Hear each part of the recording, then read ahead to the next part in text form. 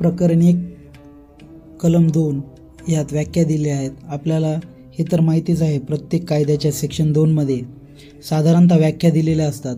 जसे की RTI act 2005 मध्ये सुद्धा व्याख्या दिलेल्या आहेत. RTS ॲक्ट 2015 मध्ये सुद्धा, MIDC ॲक्ट 1961 मध्ये सुद्धा सेक्शन 2 मध्ये ह्या व्याख्याच दिलेल्या आहेत. म्हणजेच ह्यात प्रत्येक शब्दाबद्दलचे अर्थ व कोणत्या शब्दाला काय म्हणावे त्याच्या व्याख्या सांगितल्या आहेत. तसेच या सेक्शन 2 जो आहे तो सेक्शन 8 पासून ते 52 पर्यंतच्या सेक्शनला कव्हर करतो. यात एकूण 39 व्याख्या दिल्या आहेत आणि ह्यात अत्यंत महत्त्वाच्या सुद्धा आहेत. या 39 व्याख्या आपण एक एक करून समजून घेऊया. व्याख्या ह्या कायद्यातील शब्दाची व्याप्ती किती मोठी आहे हे समजून घेण्यासाठी अत्यंत महत्त्वाच्या असतात. यात सबसेक्शन 1 नुसार कृतीबद्दल सांगितले आहे. म्हणजे केवळ एकच नव्हे तर अनेक कृतींच्या समूहाला सुद्धा कृतीच म्हटले जाईल असे सबसेक्शन 1 नुसार समजते.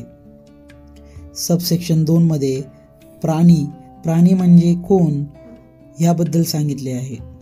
म्हणजे मनुष्या व्यतिरिक्त अन्य कोणताही सजीव प्राणी असा आहे.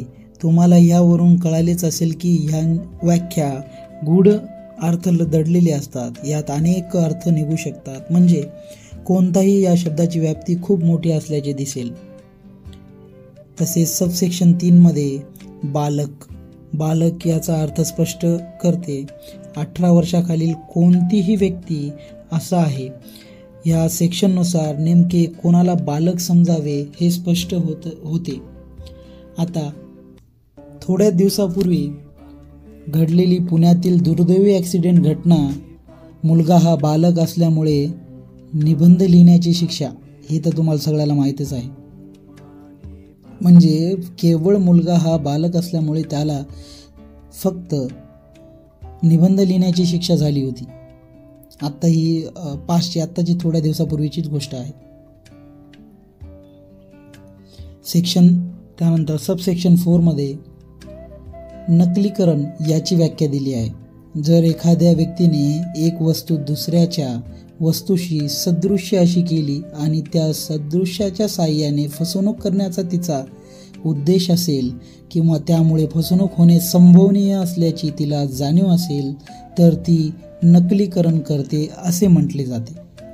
जसे की पेटेंट, तुम्हाला माहीतच आहे पेटेंट. त्याचप्रमाणे दुसरा कोणी एखाद्या वस्तूची निर्मिती त्याच्या मालकाच्या संमतीशिवाय निर्मिती करतो. किंवा मग आपल्याला कॉपीराईट माहिती आहे, कॉपीराईट वगैरे त्यालाच नक्कल म्हणता येऊ शकेल. जसे की करन्सीवर सरकारची मालकी असते हे आपल्याला माहिती आहे, पण काही रॅकेट याची नक्कल करून 500ची नोट 400 रुपयात बनवतात. जसे की आपण नाशिकमध्ये 3 वर्षापूर्वी बघितले होते. त्यालाच नकलीकरण म्हणता येईल. हे या सेक्शन 2 मधील सबसेक्शन 4 मध्ये सांगण्याचा प्रयत्न केलेला दिसतो.